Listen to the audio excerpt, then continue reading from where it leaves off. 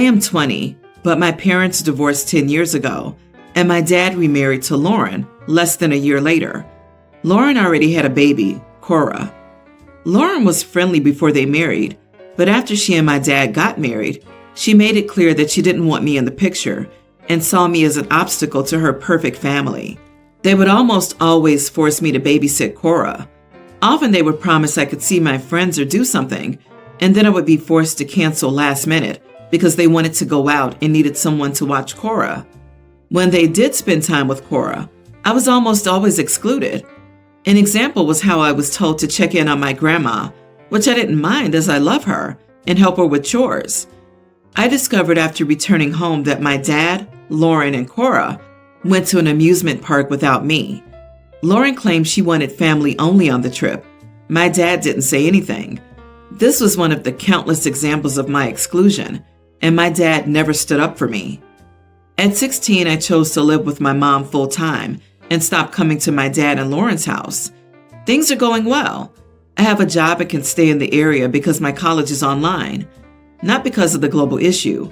I chose an online program before any of that happened. A few of my friends and I were out to dinner when we bumped into Jacob, the son of two of my dad's friends. He and his parents were always nice to me, so we spent most of the dinner talking. Jacob brought up that he was sad that he didn't get to see me as often after the courts had forced me away from my dad's home. It turns out my dad and Lauren told people how my evil mother, ridiculous, but also Jacob never met my mom and only knew her from my dad's stories, manipulated the courts and had their custody completely stolen, and that's why I didn't live with them anymore. I told Jacob I chose to leave. I named some of the times I was excluded, how Lauren wanted family-only time without me, and my dad never stood up for me. Jacob was shocked, but we managed to redirect the conversation, and it was still a good night. Jacob told his parents, who told their friend group, including almost all the neighbors, about how my dad and Lauren treated me. So now their friends are excluding my dad and Lauren. They found a new phone to get past me blocking them and are saying I need to talk about this with them. And we know you're a good daughter and will help end these rumors about your family. Some relatives say I should help them since Cora's being excluded by her former friends and is extremely upset about it. These relatives say that I'm an adult and Cora's a child, so she should come first. I agree with putting children first. I feel bad for Cora since it isn't her fault, but I still think she's not my responsibility. Am I the idiot? Help end these rumors about your family? You already did that. You ended the rumors about your mom. Lauren and your dad made it clear that you aren't family. It sucks that your stepsister's being excluded, but that's due to their actions, not yours. Notice it's your family when they want something, but not when it's time to go on trips. This is your dad and his wife's problem, not yours. It's not your responsibility how others respond to hearing the truth. They created the narrative they wanted others to hear, and the facts came out. While I feel bad for Cora, it's not your fault or your responsibility to fix the situation. The way those people treated you was atrocious, and I'm glad you cut contact. You deserve so much better. I can guarantee you Cora isn't suffering. That is almost certainly a lie meant to guilt OP. I bet Cora is OP's dad's biological daughter, given his rapid marriage to Lauren after his divorce from OP's mom, and Lauren's insistence on family time without OP. Where were all those concerned relatives when you were excluded and treated like a live-in nanny when you lived with your dad? If a single person who messaged you about this didn't criticize or talk to your dad, they have zero grounds to talk to you now. I, 32 female, have a teen daughter, Jess. Her father, my husband, died in an accident when she was young, so it's been just the two of us for a long time. As a result, we're very close, and she's a lot more open to me than most kids are with their parents. Around a week ago, she asked me if I could take her to the movies on a date with a guy in her class. I know the guy distantly because they've done some extracurriculars together, and I was thrilled he was my daughter's first boyfriend. I took them a few days ago, and they ended up hanging out at our house for a bit afterward. He was extremely polite, and maybe it was just the mom inside of me, but I couldn't be happier for her. I went to my older sister's house for coffee earlier this morning. Backstory: my sister has 2 teenagers who live almost full-time with their dad. They had a very messy divorce around 3 years ago, and both kids chose to live with their dad. The reason for this was that my sister was extremely overbearing with them.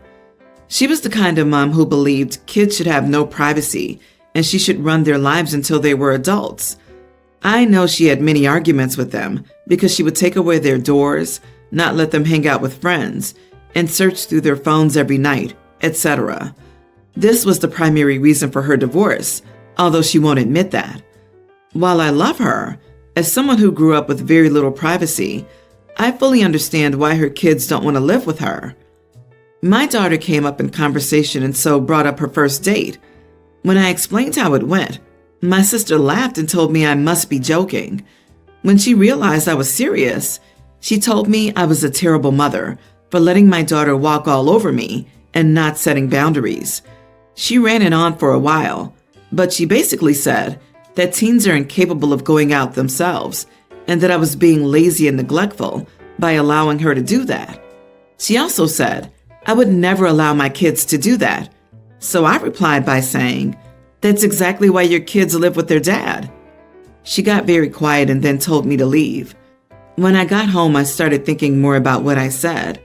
And while I thought I was telling her what she needed to hear, now I'm wondering if I crossed the line. Not the idiot. Your sister thinks holding boundaries is the same thing as making demands, and she'll eventually learn that her children aren't accessories to treat as she wishes without consequence. She was only upset by what you said because deep down she knows it's the truth and doesn't want to admit it to herself or anyone else. Yeah, she knows it's true, so she's mad over it.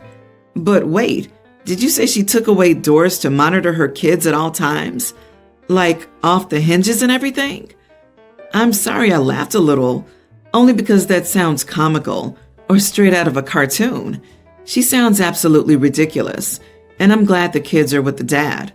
She should be the last to talk about anyone else's parenting when she's pushed her kids because of her bitterness. Yep, as a punishment, or even if she thought they were up to suspicious behavior, she'd unscrew the doors and put them in the garage. Sometimes she'd even lock off their room and make them sleep in the living room. Of course, she wouldn't listen to anyone about it either. And apparently, the only way to make them make the right choices was not to let them make any choices. I'm amazed her kids didn't go insane.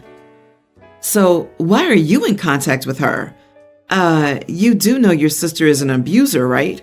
I really hope you don't ever let her anywhere near your kid. My wife, Laura, and I struggled to have children. Finally, after 2 years, my wife got pregnant. Unfortunately, there were complications and we lost our baby. We had named her Evelyn and had made so many plans. It was hard on us, but we managed to get through it. Now we have a daughter, Amy, and a son. Amy has a fiance, Max, and is 7 months pregnant. Last month they were over to see us and announced the name they chose. It was Evelyn, E for clarity. My wife and I tried to hide our shock and not ruin the mood, but Amy had noticed we didn't seem happy. So afterward, we explained about Evelyn and that naming the baby Eve would hurt. Amy hadn't heard about her before and was shocked and sympathetic. Finally, however, they told us that they're sorry, but they don't think they should change it. We weren't happy, but I would accept it. But then Amy said it was fate, and our granddaughter could be the girl we didn't have, and that it would be a tribute and give new meaning to the name and stuff. But that's not how it works. Children just can't be replaced. So I admit I perhaps overreacted, but I snapped back and said that Evelyn couldn't just be replaced like that. While she wasn't born, she was real, not some title that can be rebranded, and that while she can name Eve what she wants, it's not some beautiful act for her unborn sister. Max got angry and we argued. He said that it's their choice and we should suck it up. And I agreed, but says that doesn't mean we can't be hurt by it and that it's cruel to act like I should be happy. It didn't go well and Laura asked them to leave us just to process it. I still don't like them naming their daughter Eve and I want them to change it, but obviously I can't make them. So Amy and I managed to kind of make up and mostly avoid the issue. However, Max and Laura have dug in. Max doesn't want her involved with Eve if she can't both accept their decision. Laura thinks they're being cruel and must change the name, or else she won't be involved. I've tried just staying out of it and being there for Amy.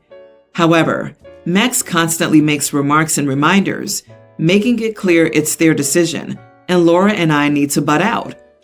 It seems the fighting got to Amy, and she wants to name Eve something else. Max came to us last night and was furious. He called us manipulative and controlling, and it's disgusting for us to force Amy not to name her daughter what she wanted. It didn't end well, and Max eventually left and hates us now. Amy isn't happy and feels even more conflicted. I basically told her to do what she feels is right. I'll support Amy's decision, but honestly, I agree with Laura. But it's ruining everything, and I'm starting to think we never should have said anything. I'm going with, you are the idiot, and so is your wife. I can't believe you never told your kids they had a sister. And when your daughter says, great, the name I picked out will have meaning for the family, you get mad at her? It's not Amy's fault you and your wife never dealt adequately with losing your child, and yet you're taking it out on her and her choice. Your wife will have what she wished. You're not going to let her anywhere near the kid once she's born. Exactly. They can't get mad at her when she never knew Evelyn existed. And then there's the fact that people name children after deceased family members all the time as a tribute. The problem is OP and his wife's to fix, not Amy's. I'm going with not the idiot, because from the explanation, OP isn't angry about the name and has accepted it. What they're upset about is that their daughter said that this is fate and is a replacement for the child you lost, which is very ignorant and upsetting to parents who have lost so much. Not the idiot. I am surprised by how harsh people are being. How OP and his wife deal with the loss of Eve is their own business, even not telling any future kids. Many people never recover from such trauma, but they learn to live and go on and still be good parents to future children. Once Amy learned that naming her child Eve would be traumatic for her parents, she could have considered a new name. I would do the same for my parents. If it was a choice between keeping a name I liked, as opposed to possible years of reliving painful memories whenever they saw my child, it would be a no-brainer for me. I would change the name. I'm prefacing this by saying I, female 30, always struggled with self-esteem. I'm an introvert, anxious, socially awkward person, which makes it worse. I got introduced to makeup during my late 20s, and it's now become both a source of income and a source of self-confidence and esteem. My now husband always teased me about it, mind you. He's a jokester and is a bit on the sarcastic, brutally honest side. I didn't have an issue as long as it was done privately, meaning private teasing. At our wedding, I went a bit out of the box regarding makeup, but it looked matching and fitting. However, my husband didn't stop commenting on it during the wedding. I was beginning to get annoyed, but when it was time for the groom's speech, he looked at me and then said, "And my wife here, who looks like a department store mannequin with that makeup on her face." I was dumbfounded. Guests started laughing at me loosely. I felt so much rage I didn't know how to contain it. I waited till his parents were around. Then I went off on him about what he said. He said it was a joke and I took it too personally. I argued with him about how I felt regarding his teasing in public, but he insisted I blew this out of proportion and ruined the atmosphere for the wedding, as well as humiliated him in front of his parents when I scolded him like he was a kid. He sulked about it for 3 days, then told me that I needed to apologize for this negative vibe I brought upon him and for reacting insanely over a joke. I wonder if I overreacted here. Am I the idiot? Not the idiot. And brace yourself for a lifetime of this BS. It'll always be him kicking you and then getting all hurt when you yelp. It always amazes me when people see the red flags for years and still decide to get married. OMG, he has the emotional intelligence of a soggy cloth. Making fun of his new bride in front of all her friends and family is just peak stupidity, as well as being cruel. I would feel so awkward as a guest at this wedding. Even if you didn't have self-esteem issues and anxiety, that would have been a dumb move. And then he accuses her of bringing the negative vibes to the wedding? What even? Why would you want to stay married to someone that announced to all of your friends and family that he doesn't like the way you choose to present yourself to the world. He said I took it too personally. It was literally a comment about your personal appearance. How are you not meant to take that personally? And I say comment and not joke because I don't understand what's meant to be the funny bit unless the idea of suggesting that you look ridiculous at your own wedding and encouraging a room full of people to laugh at your expense is somehow amusing to this cretin you've married. I would get that marriage annulled. I'm 30 male, been married to my wife Clara, 22, for 2 years, and we were together for some time before that. I've always known that she's obsessed with Taylor Swift, her favorite singer, and she's always playing her songs everywhere, making Swift-themed artwork and jotting down her lyrics, etc., etc. I always thought of it as a fun, childish thing she indulges in. But recently, she's been buying stupid things since she started working a full-time corporate job. And yesterday, I saw her browsing expensive lyric printed stuff on Etsy. I asked her if she was looking to draw inspiration for her next DIY stuff, but she said she was planning to buy them now that she could finally afford to. I laughed at her because I don't think there's any point in spending one's hard-earned money on frivolous things like that. I explained that she'd grow out of her interest in this soon, and I also added that I've always been surprised that she likes Taylor Swift, since it's such a white teenager girl thing to do. She's black, but it's a whole level of absurd now. She told me it's not a big deal, and that one's skin color doesn't have anything to do with their music preference. Then she suddenly turned the conversation to how I was demeaning her and her interest in being racist. I think that's a huge over-the-top reaction for a single comment I made, and everything I said came from a good place. I want her to learn how to be mindful of one's expenses, and as her husband, I do get to object if our hard-earned money is spent on a rich multimillionaire woman. She told me I'm making an unnecessary fuss, and she can treat herself to frivolous things once in a while, as long as it doesn't hurt our family finances. I told her it was embarrassing how she acted like a pop-obsessed white teen girl as a grown woman with a job and a husband. I firmly informed her that if she still had this interest in 5 years, she can buy whatever she wants, but no point right now, especially since she's on a money high with her new job. I also told her that since she should listen to me about these things, and I offered to teach her more about managing money and finances, and I set aside 1 hour per day to teach her these things. Now she accused me of infantilizing her because she works in finance. Now apparently I'm an idiot and mansplaining, all because I didn't let her waste her income. I know she'll be grateful for this some years later because we all grow out of this mindset once the novelty of lucrative jobs wears off. But as of now, she's visibly upset with me about yesterday. So, am I the idiot? Why does this feel like you said more things before she called you out? Also, let the woman enjoy little things. Geez, you are the idiot, OP. Also, if you don't mind me asking, you got married when she was 20 and you 28. So how many years did you date before that? Because clearly she was still a teenager.